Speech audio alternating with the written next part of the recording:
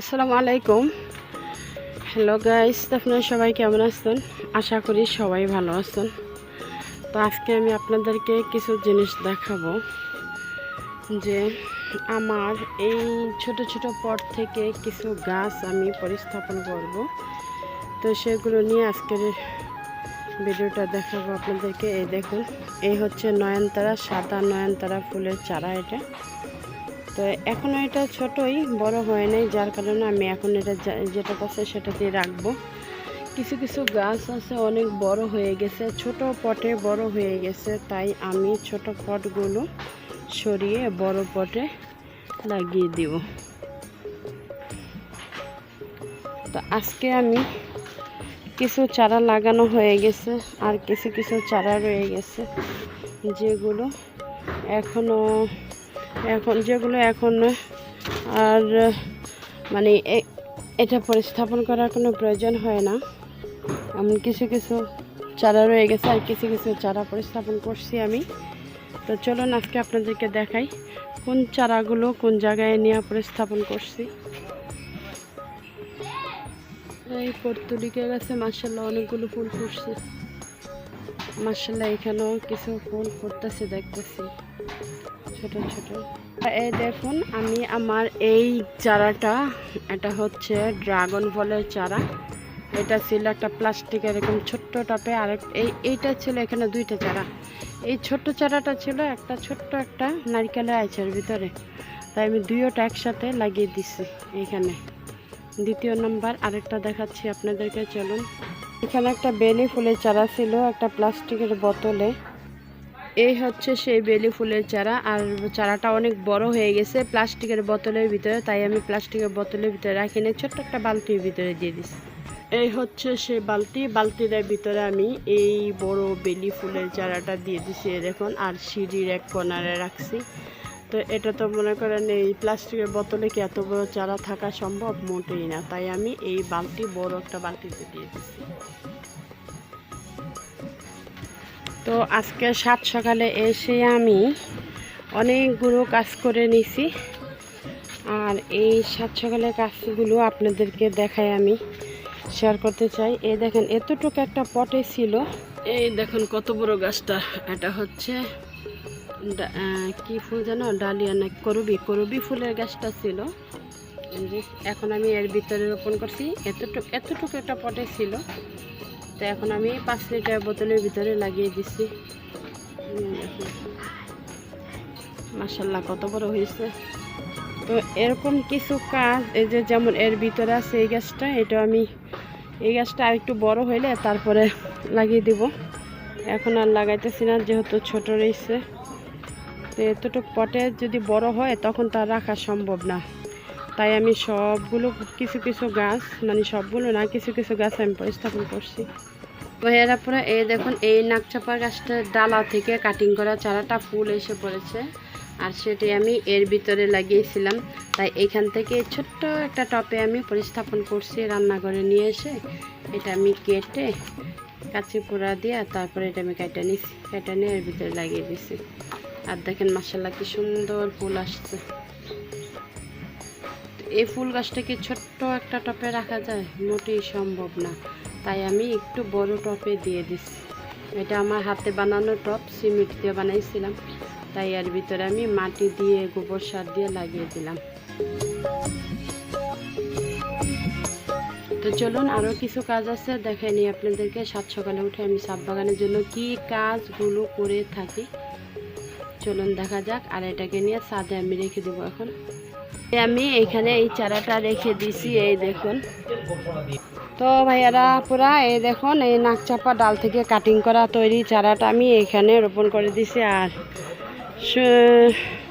সুসংবাদ হচ্ছে আমার গোলাপ গাছে একটা ফুল ফুটেছে, কি সুন্দর মাশাআল্লাহ। এখন চলুন যাই, যে আরও কিছু কাজ আছে সেই কাজগুলো আমি আপনাদেরকে দেখাইতেছি। আজকে সাত সকালে উঠে অনেকগুলো কাজ করে নিলাম, তাই আমি আরও কিছু কাজ আছে আপনাদেরকে দেখাচ্ছি, চলুন। আমার ছাদ বাগানের গাছগুলো সব ডাল কাটিং থেকে চারা তৈরি। আর এটা হচ্ছে করবি ফুলের ডাল, কিছুক্ষণ আগে দেখাইছি যে দুইটা ডাল আমি একসাথে লাগাইছিলাম। চারা তৈরি হয়েছিল ছোট্ট একটা বোতলে, সেই বোতলটা কেটে এখন আবার একটু বড় বোতলে লাগিয়ে দিছি। এখন এই ডালটা আমি এখানে এই দেখেন বালির ভিতরে রোপণ করে দিয়েছিলাম।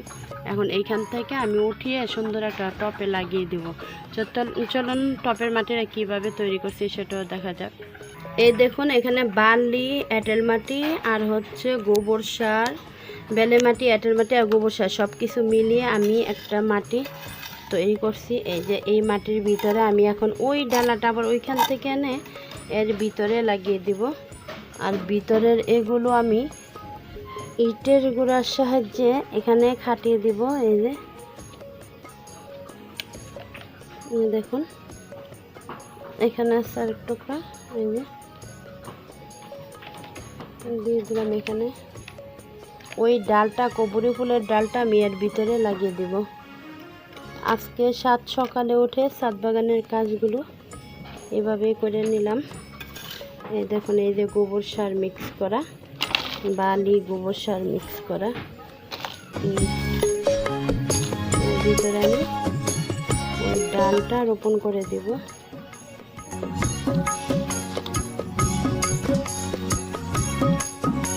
চলুন দেখা যাক, ডালটা এখন নিয়ে আসি। চলুন, এখানে সিঁড়ির কর্নারে একটা বালির বস্তা ছিল, আর সেখানে আমি ডালটা থেকে চারাটা তৈরি করে নিয়েছিলাম। এখন আমি এই যে এভাবে আমি এই দেখুন শিকড় চলে আসছে। ডালটা আমি এখন এভাবে অনেক রিক্সি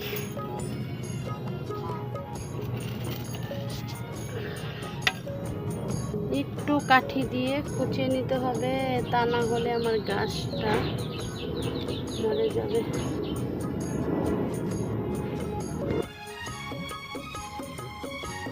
ভাইয়েরা পুরা এই দেখুন, এই যে আমি এটা উঠিয়ে নিয়েছি। এই যে শিকড় কিভাবে মেলছে দেখেন, বেশি দিন হয় না তাই শিকড়ও কম আসছে। এখন আমি উঠিয়ে এখান থেকে বালু নিয়ে ওইখানে লাগিয়ে দেব। সিঁড়ির কোণার থেকে বালু নিয়ে এসে আমি এইখানে ডালটা এই যে এভাবে লাগিয়ে দিলাম। এই তো কিছু বালু দিয়ে দিব এখন আবার। মেয়েরা পুরা আমি এখন এই মাটিটার ভিতরে এই শিকড়টার মধ্যে কিছু বালি দিয়ে দিব, কারণ এই শিকড়ের উপরে গোবর সার, এখানে গোবর সার মাটি মিশানো আছে। সরাসরি শিকড়ে দিলে যদি আবার গাছটা মরে যায়, যার কারণে আমি এখন কিছু বালি দিয়ে তারপরে গোবর সারটা দিয়ে দেব। দেখুন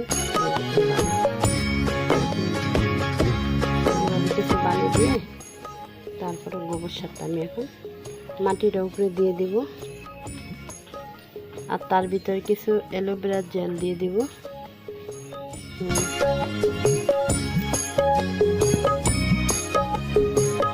এইখানে আমি এই যে অ্যালোভেরা জেলও দিয়ে দিতেছি, যেহেতু ফাঙ্গাসের আক্রমণ থাকলে নষ্ট হয়ে যাবে, যাতে ফাঙ্গাসের আক্রমণ না করতে পারে, তাই আমি অ্যালোভেরা জেলও সাথে দিয়ে দিছি। দেখুন কীভাবে আমি ডাল কাটিং থেকে চারা তৈরি করি আপনাদেরকে দেখাই দিলাম। এই যে এই সাইডে দিয়ে তারপর কিছু মাটি দিয়ে দিব এখানে। এই দেখুন গোবর সারের মাটি এখন দিয়ে দিছি। এই হচ্ছে আমার কবুরি ফুলের চারা লাগানোর প্রস্তুতি।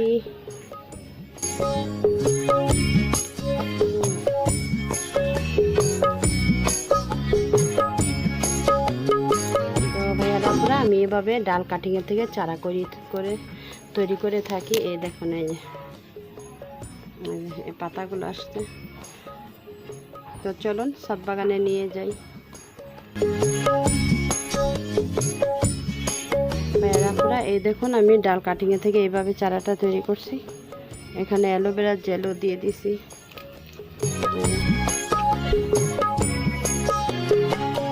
নিচেও দিয়ে দিলাম, গোবর সারের নিচেও দিয়ে দিছি, যাতে করে ফাঙ্গাস আক্রমণ করতে না পারে, কোনো পোকামাকড় না হইতে পারে, তাই আমি এগুলো দিয়ে দিলাম।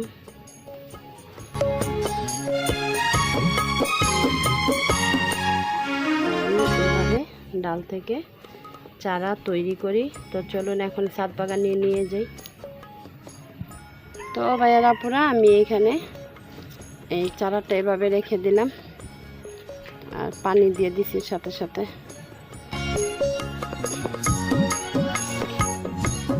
এই হচ্ছে আমার ডাল কাটিংয়ে থেকে চারা তৈরি। এভাবে নাক চাপাটাও করছি, সবগুলো চারা এইভাবে তৈরি করে নিছি দেখুন।